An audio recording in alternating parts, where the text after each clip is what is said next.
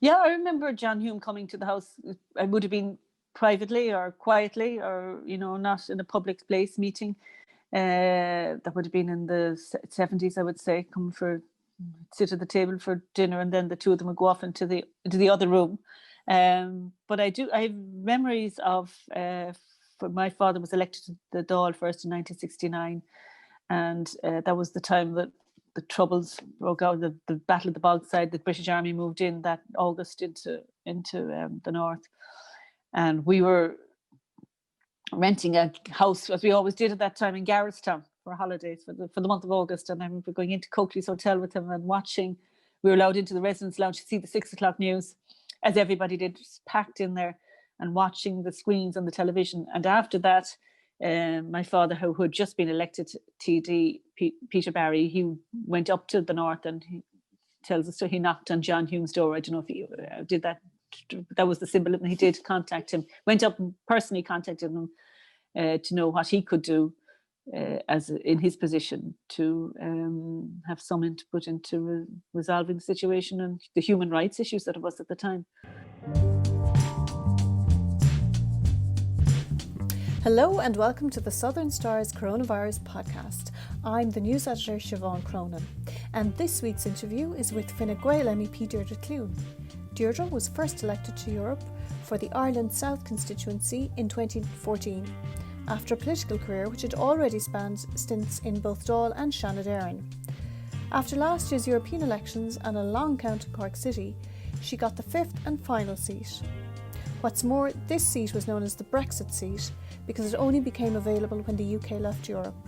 So in January of this year, Deirdre began her second term in the European Parliament. Deirdre, the daughter of former Taoiseach Peter Barry, is also a member of the family which founded and owns the iconic Cork brand Barry's Tea. She spoke about this and much more, including a visit by her father to John Hume's house, in our recent interview. Deirdre, welcome. And you're back in Europe now after a pretty tough few days at the election count there 2019. Mm-hmm. And you got the fifth seat, which was known as the Brexit seat at the time, which meant you could only take up the seat after Britain had officially left, which was, I think, January of this year. So tell me a little bit about that. Was a very frustrating time for you. It was your second election count, I think, since 2014 for the Europeans. So did you find that a very stressful few days? I did and I didn't, if you know what I mean. I suppose my all point always in elections, once the ballot box is sealed, it's sealed, and there's no point in wasting energy unnecessarily worrying about it, and the outcome will be what it'll be. But being my second European election, you really, you just have to stick with it for the last furlong, because it's such an unknown. You've got 10 counties, well, we have 12 counties actually this time, 12 counties.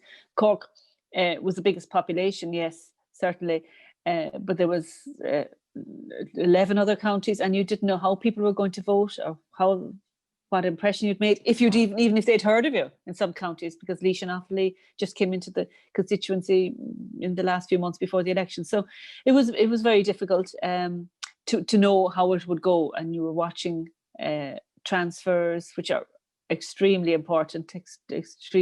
And I suppose over those few days I was written off and I was written in and I was written off. Yeah, so, remember, yeah. Right, I'll go with the punches. I'm used to it from elections. But then I in the end, I got a large transfer of votes, and that it secured the seat, which was great. And I think, that was down to, I knew I had spent a lot of time, I'd worked hard for the previous 5 years, and that's what stood to me in transfers, in an election. People had heard of me, they'd been involved, or I had connected with them somehow, and there was an awareness. And that's the most important thing in a European election, to try and get your name out there, that people will have heard of you and will give you, as we say, a scratch. It'd be number one, might be two, might be three, might be six, but they all count.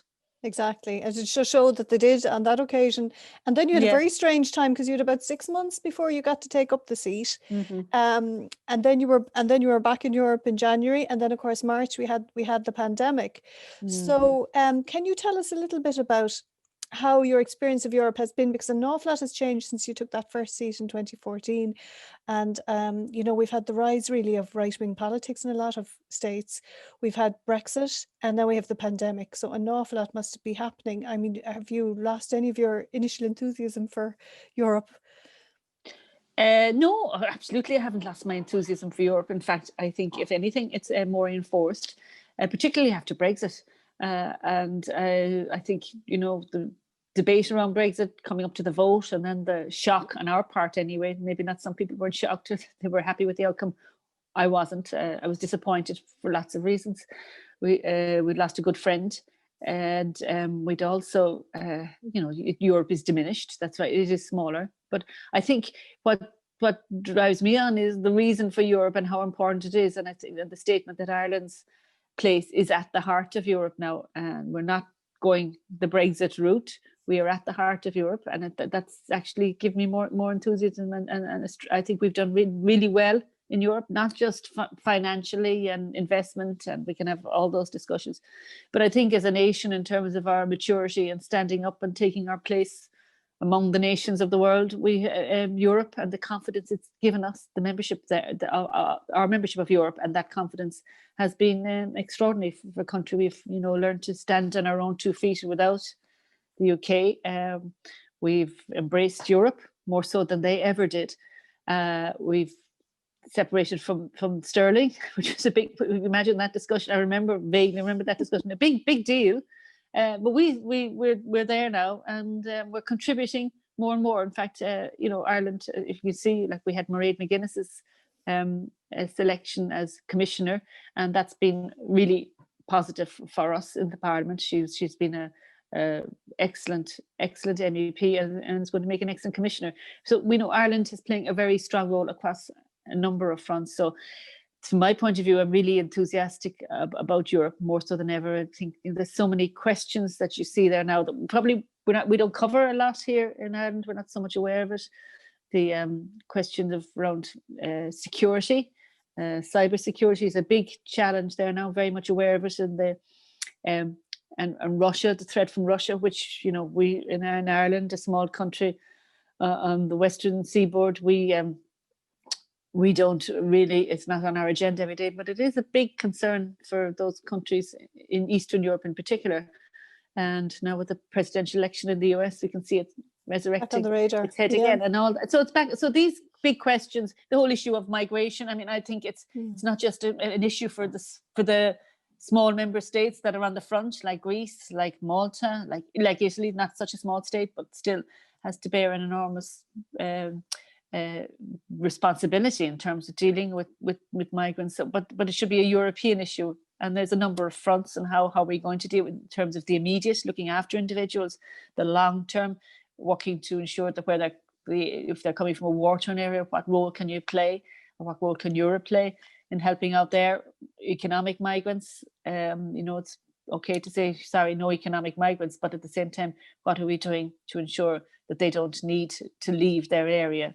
So all these big questions, and the climate change area, the climate law, we introduced that recently.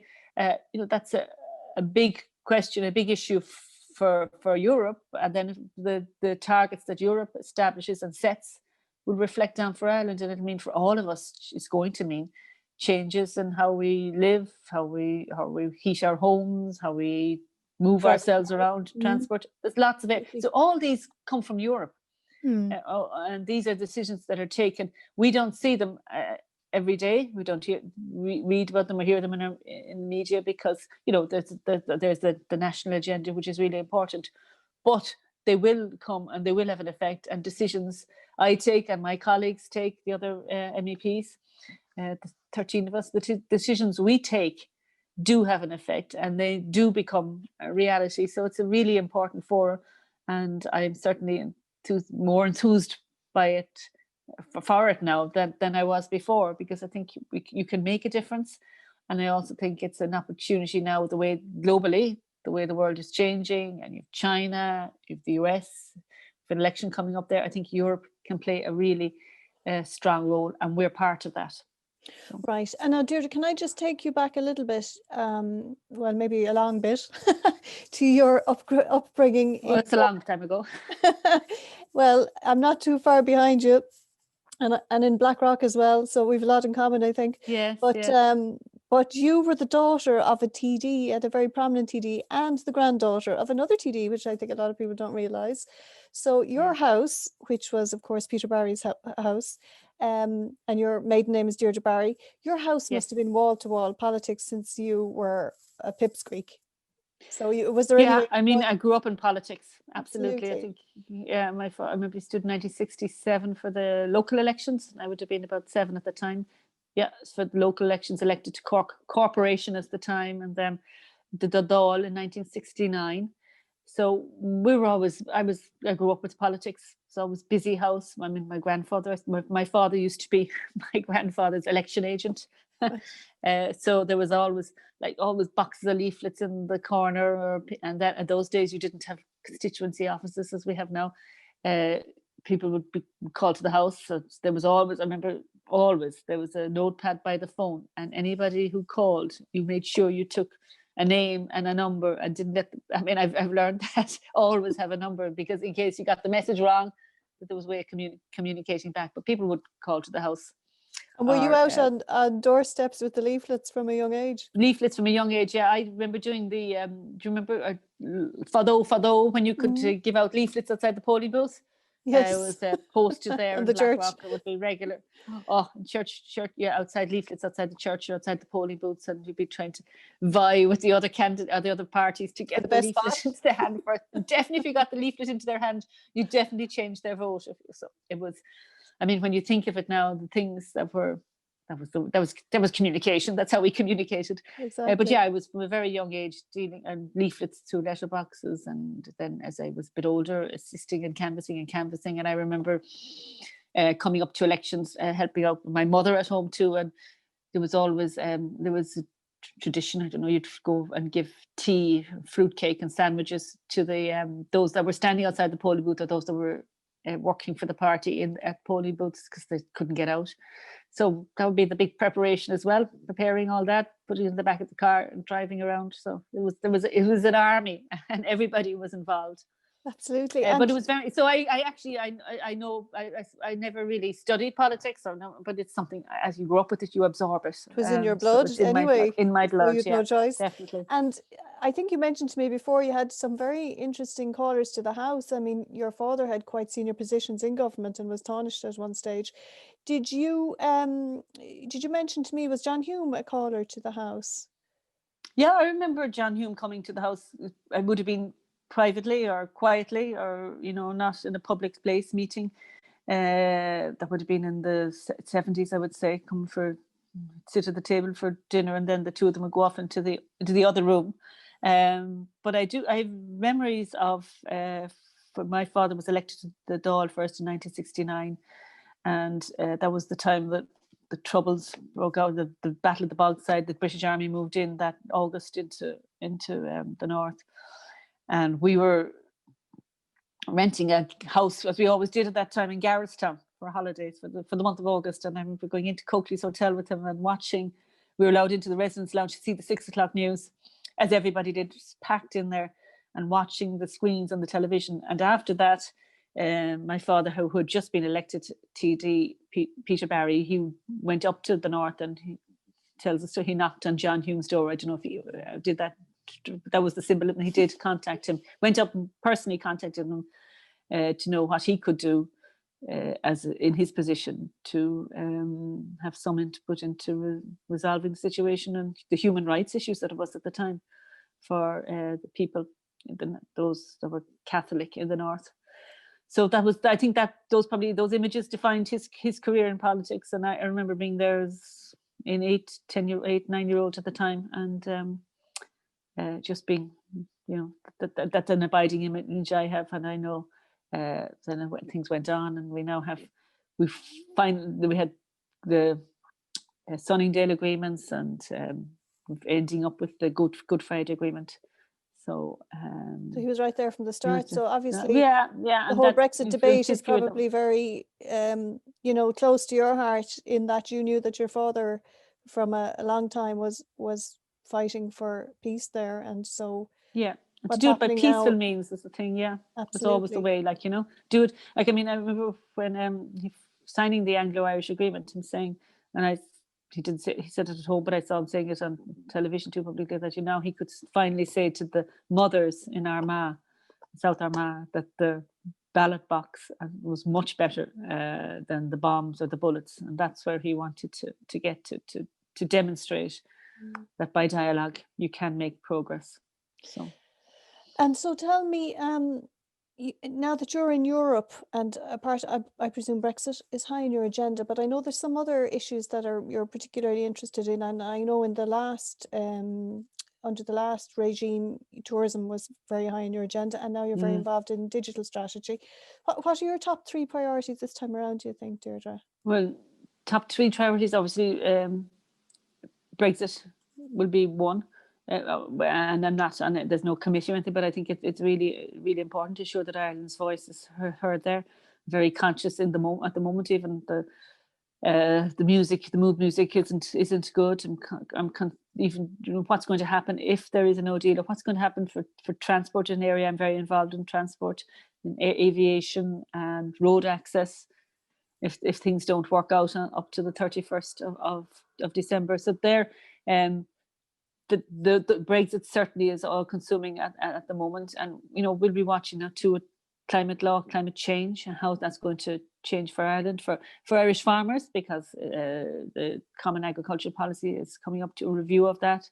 There's going to have to be an emphasis on greening, to use a better term, and that will payments be linked to greening measures.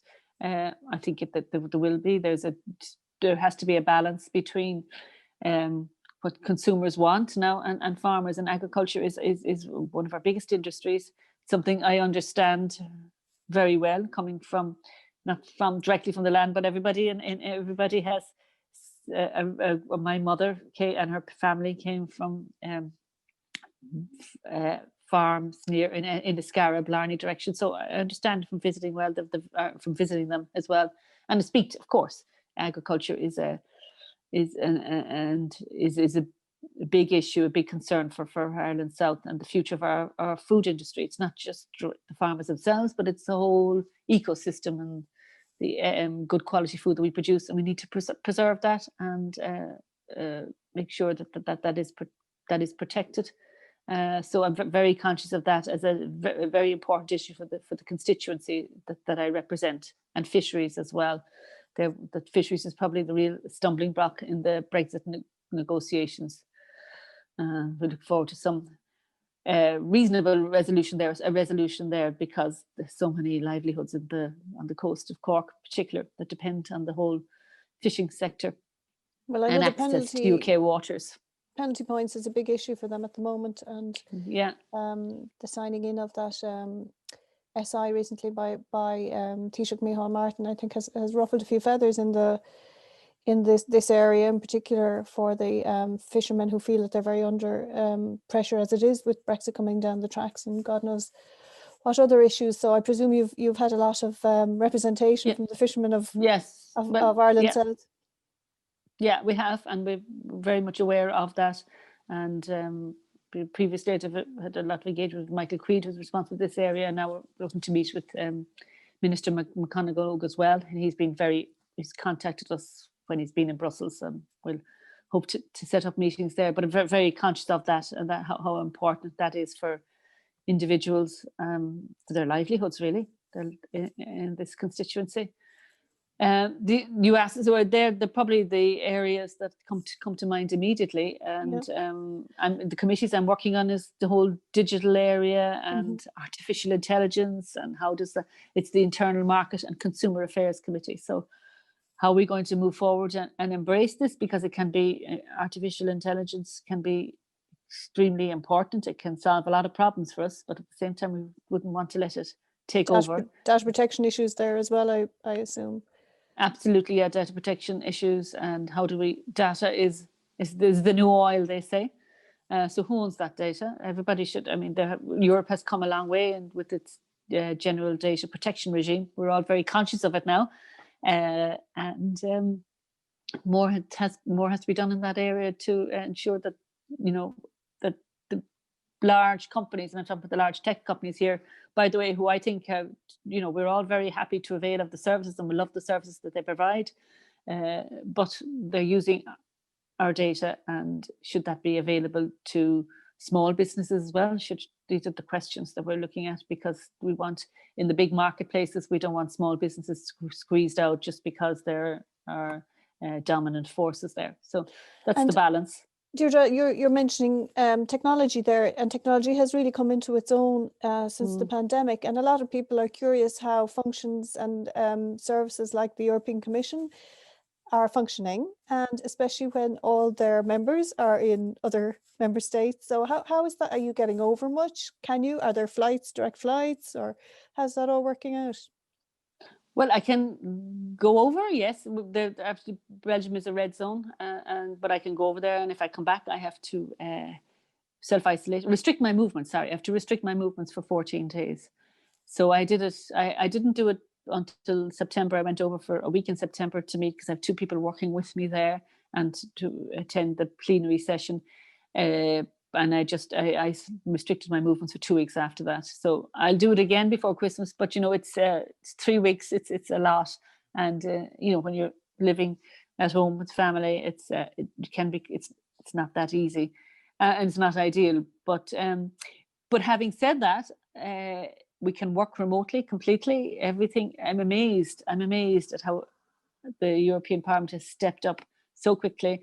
All our voting sessions now, we're given the ballot paper online, and you vote, print it off, sign it, and you can take a photograph with with your phone and send it back to them, and that's acceptable. So we've come a long way from that point of view. Maybe not all the travelling was necessary, but still, as everybody knows who works through Zoom or through a PC lens now, they know that you can't beat the personal contact and meeting people. We're naturally, that's what we do.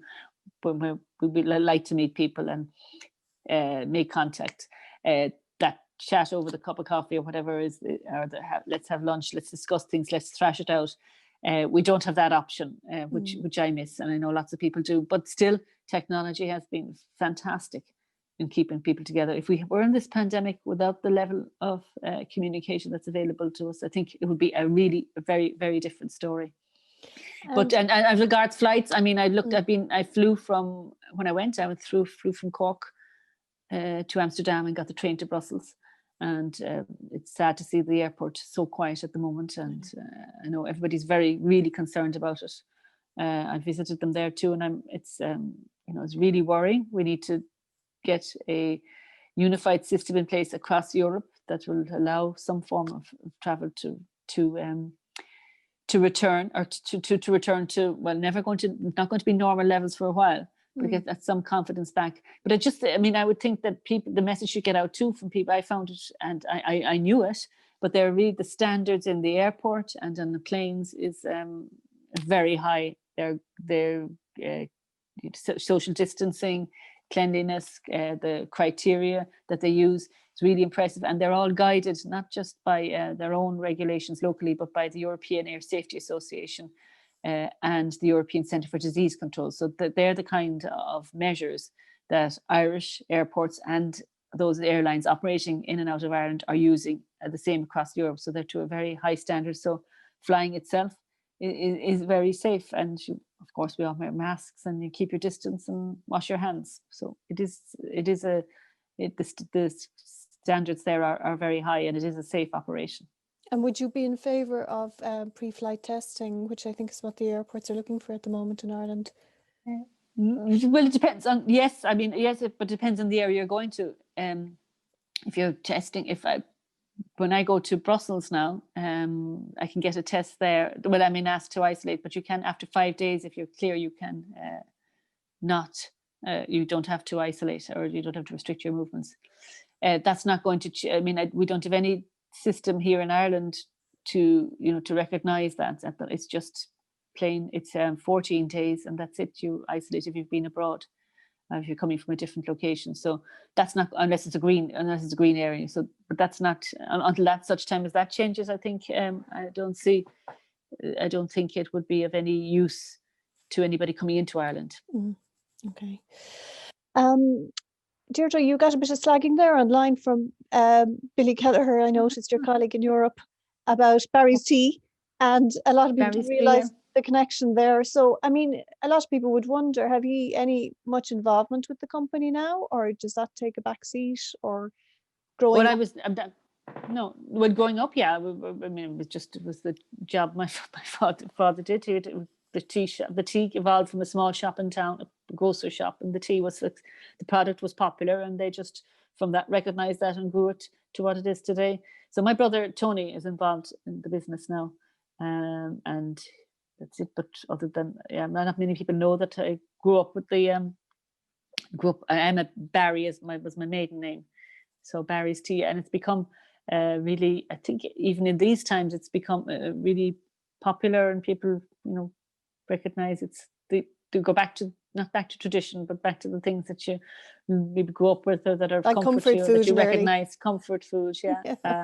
Because I noticed it has become one of the, these surveys they do on trusted brands of Ireland and recognisable brands, and it has moved up the rankings quite a lot in the last few years.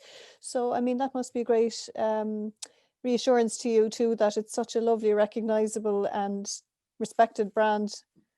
Yeah, it is nice. It's nice to know, and because I know it and where it's come from. It was my great grandfather established the product first, and the late 1800s, early 1900s, and then my grandfather was in it. My father, my brother Tony now. So it's been in the family for a long time. Well, the family's been associated with it. So, and it has grown. It has grown as a brand. I think the marketing campaign has helped, and it's a good product too. So, I think Billy drinks tea, drinks berries. So that's, he does. He was upset that someone had put lions in his yeah. Brussels, I think. Well, I bring it with me all the time anyway. When you're traveling, you've always have the bags, the tea bags for wherever you end up. There's obviously some comfort and some help from home. That's good to know. And I also noted that you have spoken in the past about you're a big fan of reading, and I was just wondering what you're reading at the moment. And you often seem to dip into political books, I noticed, but are you reading, watching, or listening to anything in particular that's giving you a little bit of relief from COVID and a relief from the day job? With summertime is different. Yeah, I'm reading. What I'm reading at the moment, and I'm trying to get through it. The Milkman by Anna Burns. Oh yes, I've read that. I loved it. It's quite heavy, but it's very funny. It's quite heavy, yeah. And I've learned you have to give it time. You have to go with it, and you probably need to do. I've been dipping in and out of it now for a number of weeks, but you need to do it in a run, because it's quite. You have to get into it, into the zone. Because when you leave it, you've lost the thread of her. You've lost the kind of exactly. Yeah. So that's what I'm reading at the moment, and actually, we've finished watching here at home the James Comey, the finished Comey that last Tuesday night, I think. Yes, very interesting. Because I'd read the book, right, and I was just interested. I read the book, and I suppose it's become relevant now. He's around the we have another US election. I was interested in his dealing with the Hillary files, and remember the time, the emails and all that. So I think it portrayed him well. Of course, another one was Brendan Gleeson was in it. But do you think he did Trump? Oh, I don't know. It's I think he needed to be a bit heavier, didn't he? It's a difficult one. It's a very difficult one. Yeah, he needed to be a bit heavier. But I thought, you just realize, oh my God, some of the things he did, and is he still doing, and where has it? How has it changed that things become acceptable? And I thought it was interesting in the Comey files, the Deputy Attorney General, how he was with Comey originally, and then at the end, when it finished up, he was saying, well, he had hardened, he changed in his attitude. So maybe things have changed too over the last 4 years. We'll see the results of the election. And are you? But I like to look at and to learn. I like to look at documentaries, things like that, and to learn. And do you listen to podcasts much, Deirdre, or is it audiobooks, or is it the radio? Radio, podcast radio too. Since COVID started now, I've I try and get a walk at night, and you'd always listen back to what happened in the news of the day and pick up items and listen to podcasts. And Tony Connolly's Brexit podcast is good for getting that's what's happening in Brexit. I'm reading so much, but sometimes you just need to hear the voice of it. So pick up on and follow up on issues. And if there's something happening in the day, at nighttime, you catch up on podcasts and when you're walking or when you're in bed at night. So it's good. It's a good way. It's great. It's great. So you never. I mean, the tradition that you had to listen to the news at 1 or the news in the morning, 6 o'clock, watch the 6 o'clock news. They're all gone now because you can do it any time of the day that you want. So again, the benefits of technology. Sometimes maybe you have too much information, but I think it's great that it's there and you can control it and turn it on and off as you want. Well, you sound like a bit of a news nerd like myself. I suppose all politicians are. And I know they were saying off. very hard to switch off. Yeah, and I was saying at home, like I've one son, Robert, he's home working at the moment now, and he's never realised the routine when he the 9 o'clock news, prime time. BBC News CNN later. CNN, I think it's all junky. Yeah. At least but you're absorbing. Exactly. At least we can access it all now, which is great. It is great. Yeah, it is great. Yes, you're never alone. You have always have your phone or your television, your iPad, whatever. Well, listen, Deirdre, it was lovely talking to you today, and best of luck in Europe. And I hope you'll get back there. In physical mode as well as virtual mode very soon, and we'll talk to you again hopefully. Great. Thank you very much, Siobhan. Great to chat to you. Thanks. And see you in person soon, I hope. Absolutely. And so to this week's newspaper. Our front page features a photograph of Schull resident Ian Bailey, who was back in the High Court in Dublin this week to hear that a third bid by French authorities to have him extradited has failed. Mr. Bailey has thanked the people of West Cork, who he says stood by him despite his conviction in Paris last year of the murder of Sophie Toscan du Plantier. We also have the story that a war of words has broken out over large fishing vessels which were spotted trawling for sprat close to shore this week, after a ban on such practices was overturned in the courts last week. Inside, we are following the case involving the woman who was charged with murdering her ex-husband in Macroom 2 years ago, and the seizure of €140,000 worth of suspected drugs in the latest drugs haul to take place in Bantry. We also have reports of several businesses that have opted to close temporarily as a member of staff or a close contact of one has tested positive for COVID-19. In features, we have an article by first-year UCC law student Alicia O'Sullivan, who writes about the challenges of college life under coronavirus restrictions. We also have communion and confirmation photos from around the regions and all our usual columnists, a new cartoon from Tom Halliday, and the Audi Q3 Sportback is reviewed in this week's motoring section. In business, we have budget reaction, and in farming, we have a very fascinating story about a farmer who is issuing a warning about an unusual disease that has decimated his herd.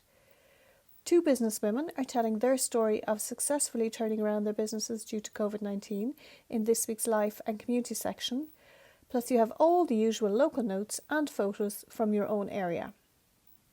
So don't forget, if you can't get to the shops, you can subscribe online by going to thesouthernstarTV and clicking on the e-paper tab, or call the office on 028 21200 for a postal copy to be sent out to you.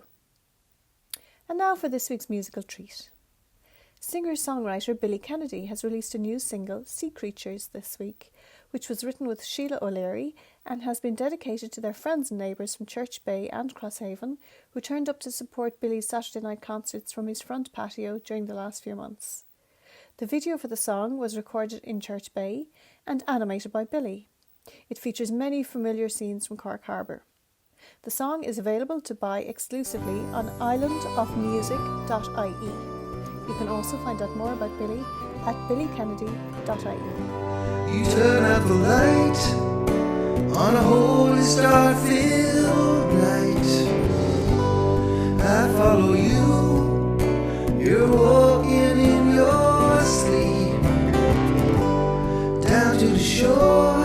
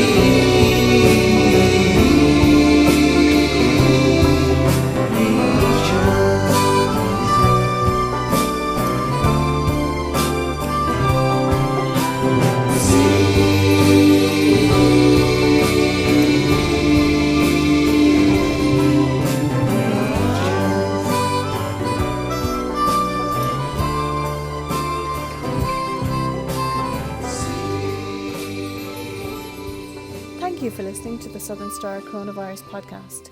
Don't forget to like, share and subscribe to our podcast, which is available now on iTunes, Spotify, YouTube, Acast, Stitcher or wherever you get your podcasts.